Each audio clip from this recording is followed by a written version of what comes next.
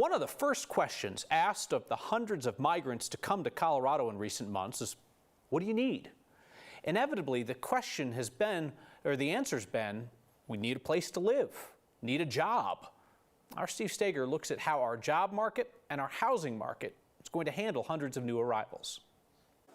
The last week has been a reality check, I think, for all the immigrant community and for the people who work with the immigrant community. 600 people have made their way to Denver in the last several months in search of a better life. Today, we got our first look at an emergency shelter housing about a quarter of them. It was a real effort for many organizations to start mobilizing, but also a reality check that we're not ready yet for that. Mayra Juarez-Dennis is the executive director of Centro Humanitario, a nonprofit dedicated to supporting immigrant workers. The reality is that they're coming to stay and start all over. She spent hours speaking to some of these people housed here, who told her they're escaping unsafe situations in their home country, mainly Venezuela.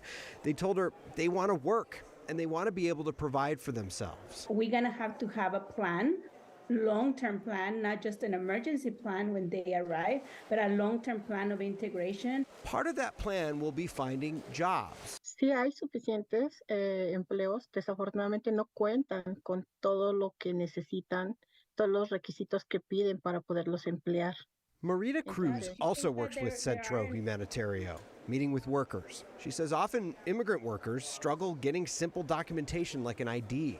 We need to create this pipeline where we train people to develop even more their talents, and then they can supply this demand from employers in different areas. As for housing, that's a tougher problem.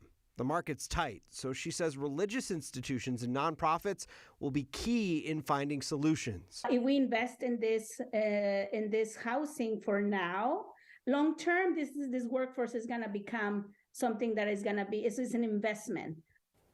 Now, Mayra says these folks can't sleep on rec center floors forever, so that housing piece is going to be critical. She says the most important thing anyone working with migrants can do right now is listen.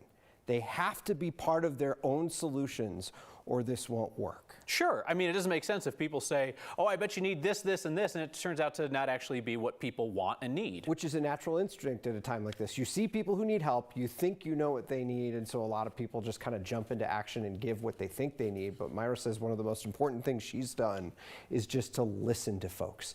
Just have those conversations, and quite often you'll find what folks want is just a better life, and they will do anything they need to do to get it. So you can easily kind of work with them to get to wherever they need to go next. Including going different places in the Rocky Mountain West, not necessarily Denver. Absolutely. They may not want to be downtown. They may want to go somewhere where there are opportunities, and so that's all part of that conversation. Go where folks are wanted and they have that opportunity. Yeah. Steve, thank you.